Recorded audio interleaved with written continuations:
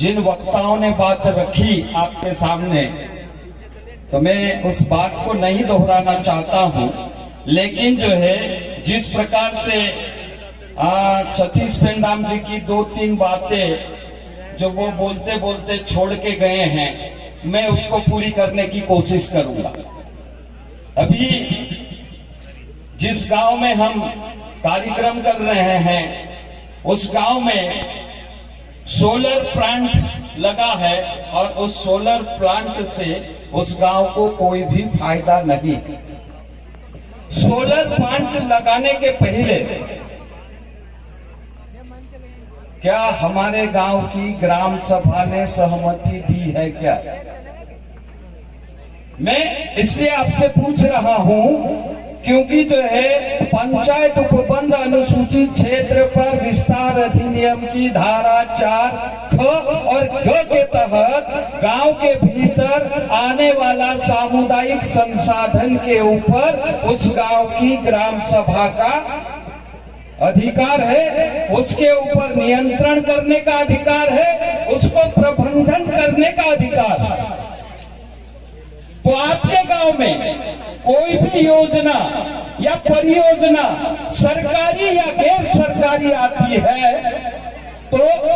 आने के पहले उस गांव की ग्राम सभा से सहमति लेना अनिवार्य होता है। अगर सोलर कारखाने के मालिक ने अगर आपके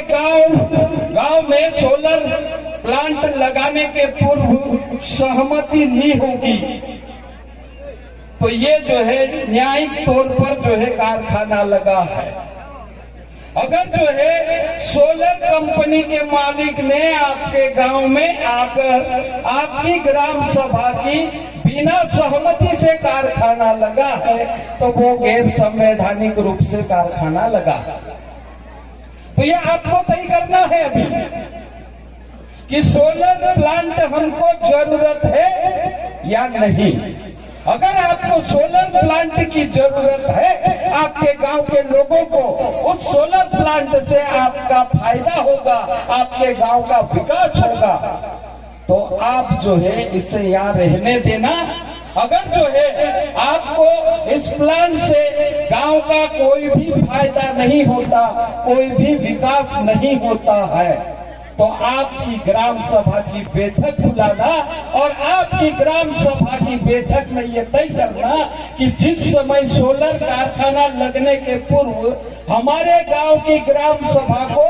झूठ बोला था कि तुम्हारे गांव में सोलर प्लांट से जो बिजली उत्पादन होगी वो तुम्हारे गांव को पहले देंगे, पहली प्राथमिकता तुम्हारे गांव की होगी, उसके बाद में हम लोग दूसरे गांव को या दूसरे लोगों को बेचेंगे। ऐसा जो है आपका समझौता हुआ होगा। तो ये बात आपको जो है निकालनी होगी कि वास्तव में जो है ये बात जो है समझौते में है या नहीं है, इसकी कार्य नीति में है या नहीं है। अगर जो है वो सोलर प्लांट लगाने के पूर्व आपको बिजली देने का वादा किया था, अगर बिजली नहीं दिया तो भी गैर संवैधानिक काम कर रहा। दूसरी बात उन्होंने कहा था कि 5वीं अनुसूची की बात करना है, इसका ट्रेनिंग करना। क्या है 5वीं अनुसूची? 5वीं अनुसूची जिस समय पेंदाम जी बोल रहे थे कि बिरसा मुंडा के आंदोलन के बाद में आया, सही में पूरे देश में जो है आदिवासियों ने इस प्रकार से आंदोलन किया था, तो सरकार जो है तिलमिला उठी थी, अंग्रेज सरकार वो तिलमिला उठी थी। उसी समय अंग्रेज सरकार ने एक कमेटी गठित करके आदिवासियों की समस्या की जानकारी मांगी थी। उस कमीशन का नाम था साइमन कमीशन। आप सब पढ़े लिखे हैं, तो वो साइमन कमीशन को आप सब जानते हैं कि इस इलाके में आया था, तो कहीं पे लिखा साइमन कमीशन गो बैक। ऐसा भी विरोध हुआ और विरोध होने के बाद में साइमन कमीशन ने जो रिपोर्ट दी अंग्रेज सरकार को, उस रिपोर्ट के आधार पर जो है आदिवासियों के जल, जंगल और जमीन के ऊपर किसी का आक्रमण नहीं सहेंगे। ये आदिवासियों ने विरोध किया, आंदोलन किया और अंग्रेज सरकार को जो है डराया। तब साइमन कमीशन ने गवर्नमेंट ऑफ इंडिया एक्ट जो है 1935 में बनाया। 1935 में गवर्नमेंट ऑफ इंडिया एक्ट बनाया। उस एक्ट में जो है ये आदिवासियों के हक अधिकार है कि आदिवासी का जंगल है, आदिवासी की जमीन है, आदिवासी का पानी है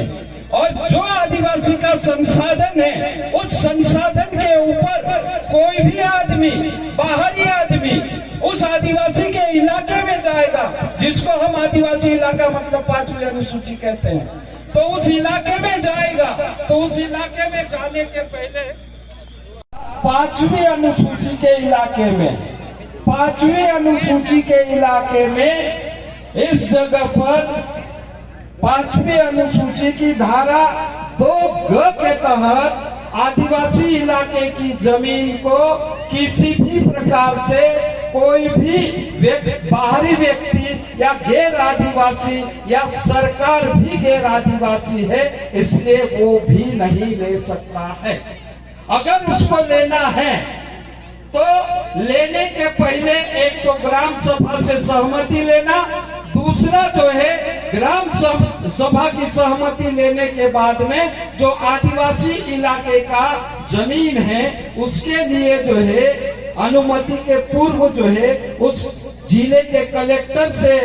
आवेदन देकर विशेष ग्राम सभा का आयोजन करवाना और उस ग्राम सभा में कलेक्टर की उपस्थिति भी अनिवार्य होना चाहिए, क्योंकि कलेक्टर जब रहेगा तब जो है आदिवासी एवं जो है जो जमीन लेने वाला कंपनी है या कारखाने वाला हो या सरकार हो उस पार्टी को और गांव के लोगों की ग्राम सभा के बीच में जो है बातचीत करेगा और बातचीत 1, 2, 3 के तहत जो है बातचीत करेगा कि क्यों आप देना चाहते जमीन, क्यों नहीं देना चाहते हैं, आपकी जमीन देने से जो है आपका क्या नुकसान है, आपकी जमीन जाने से आपका क्या नुकसान है, आपका जो है कितना फायदा होने वाला, पूरे इलाके का कितना फायदा होने वाला, ये सारी चीज जो है कलेक्टर आपकी ग्राम सभा में बैठ के उस कंपनी वाले को पूछते हुए आपको जानकारी देना चाहिए।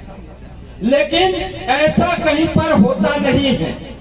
बिना कलेक्टर के बैठे ग्राम सभा हो जाती और बिना ग्राम सभा का भी क्या होता है कि ग्राम सभा जो है होती है तो कोरम पूर्ति होना अनिवार्य होता है। लेकिन आजकल की ग्राम सभा जो है पंचायत करती है, पंचायत मीन्स जो है सरपंच सचिव, लेकिन ग्राम सभा और सरपंच सचिव या ग्राम पंचायत और ग्राम सभा में अंतर।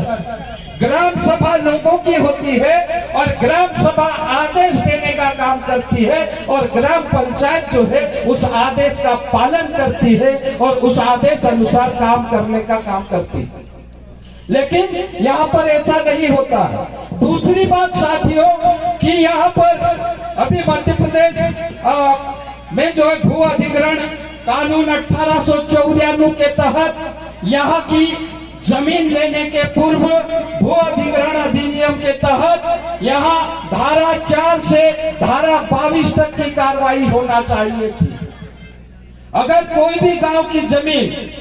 गांव का जमीन मतलब गांव के लोगों की जमीन, गांव के लोग कौन से हैं? गांव में क्या गैर आदिवासी लोग रह रहे हैं, क्या आदिवासी लोग रह रहे हैं? अगर आदिवासी लोग रह रहे हैं तो यहाँ पर जो है 5वीं अनुसूची के नियम कानून कायदे, पेशा कानून के नियम कायदे और भू अधिग्रहण अधिनियम के कानून कायदे के अनुसार जो है जमीन का अधिग्रहण होना चाहिए। लेकिन यहाँ पर तो भू अधिग्रहण अधिनियम की कार्रवाई होना चाहिए थी, धारा 4 से 22 तक की, वो भी नहीं होती है। किसी की भी जमीन लेने के पूर्व विधिवत कार्रवाई के बाद में ही जमीन लेना चाहिए, लेकिन नहीं होता। मैं साथियों आपको लड़ने के लिए एक उदाहरण देता हूं। हमारे यहाँ पर पानसेमल तहसील में फॉरेस्ट की जमीन में सिंचाई विभाग ने तालाब बनाया। उस तालाब में जो है फॉरेस्ट विभाग की जमीन डूबी, जंगल डूबा, तो उसके बदले में बड़वानी के कलेक्टर ने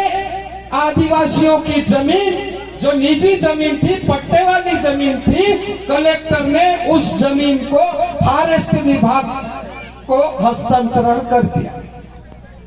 जब फॉरेस्ट विभाग वहां जाकर वायर फेंसिंग कर रहा था, तब जो है वहां के लोग हमको आके बोले कि इस प्रकार से जो है हमारी जमीन की घेराबंदी हो रही है, वायर फेंसिंग